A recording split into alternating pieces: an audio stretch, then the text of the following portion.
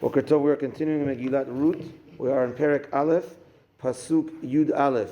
So at this point, Naomi already told her two daughter-in-laws, Ruth and Orpah, to not go with her, go back.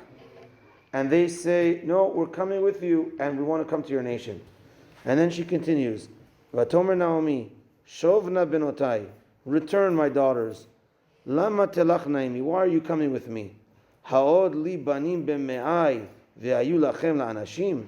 Do I have more sons in my stomach and they will be your husbands? So she again is talking about the marriage. And before she already said, go back and get married and don't come with me. And now she's saying, fine, you want to come with me, but do I have more boys in my stomach for you? So what does this mean? Like there's a whole pool of boys in Israel for them. So a few points. Number one is they weren't yet Jewish.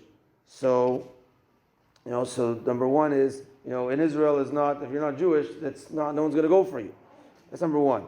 Now, number two is, if you say, okay, well, we married your sons, she says, okay, I love you girls, you're my daughter-in-laws, but do I have any more boys in my stomach coming? It's not coming for you. And even if you want to say, says the Malbim, that, okay, so they said before, we want to come to your nation, so we're going to convert. So even at the time, let's think about it, the only converts until this point was Yitro, that was right before Matan Torah, right after Matan Torah. And Ruth is like the convert. She's looked at as like the main convert. Now this is, again, about 300 years after Bnei Yisrael comes into Eretz Yisrael. So after, 300 years after the Torah, basically 350 years. So if there was any other converts at the time, they weren't mentioned. So it seems like if there were any converts, unfortunately they might have gone back, they might have converted and gone back to their old ways. Because this is the convert, and we learned so much from her and how her dedication, everything. If there was someone like her, we would have mentioned someone like her. So converts either didn't exist at the time, or if they existed, because the Torah was given, the Torah talks about converts. So, or if they existed, unfortunately they were weak. And therefore she tells them, like, you guys want to convert and marry, no one's going to marry you. Either there was no converts, or if there were converts, they were known as very, very weak converts. No one's going to marry them. So the only option was boys from my stomach. So that's not happening. It's I'm old, and she continues on this. Shovna benotai, the next pasuk. Return my daughters. Lechna, go back. Ki zakantimi yod leish. I'm too old to be with a man. Her husband died. Ki amarti yesh li tikva. Even if I would say I have hope. Gam haiti alayla leish. Even if tonight I would be with a man. Vegam yalati banim, and I would have children. And he's going to say that it's even if tonight you're going to have to wait till they grow up. You're going to have to. It's not going to work out. We'll just read the next passage and we'll explain a little bit more. And she continues on this. Halahen tesaberna ad asher yigdalu. Will you wait for them? Tesaberna is from the lashon of waiting. Will you wait for them till they grow up? I mean, even if tonight I have a child, will you wait for them till they grow up?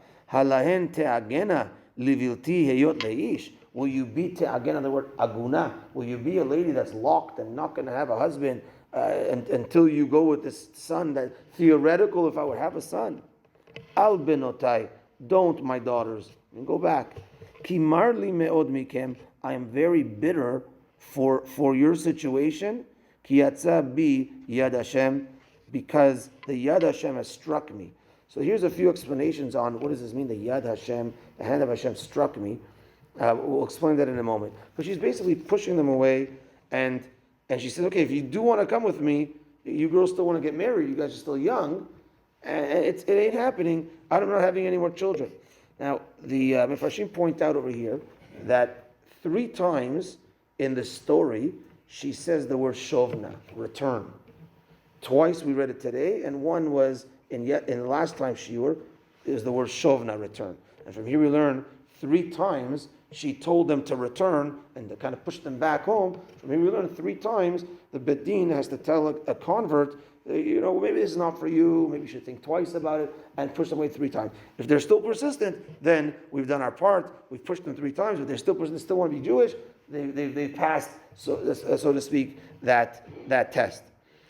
And Rashi brings, for those that are learning the Gemara that we're learning, Yevamot, So, and we're going to see that there is a concept of a yibum in this story in Megilat Ruth. Yibum is when a person passes away and he leaves a wife and he had no children. The Torah talks about this, that the brother is supposed to marry the wife. Either he marries her or he does chalitza to break the connection with her.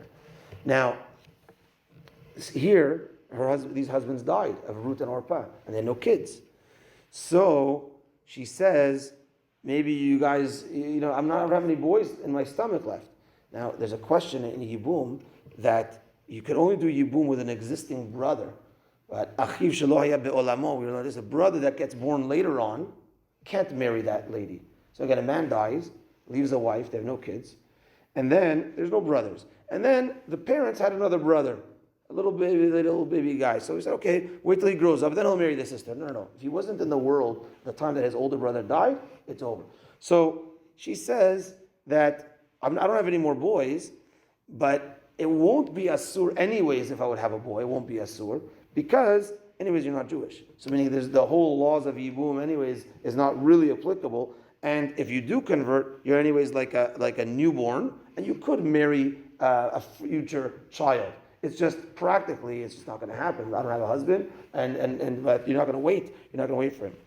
But we are going to see throughout the story that even though there was no Yibum, because they were not Jewish at the time, there was still a concept of marrying a family member, a closest family member. That's why eventually Boaz goes with her. We're going to see that there was someone else that really was a closer relative, and he didn't want it, and that's why it fell to Boaz.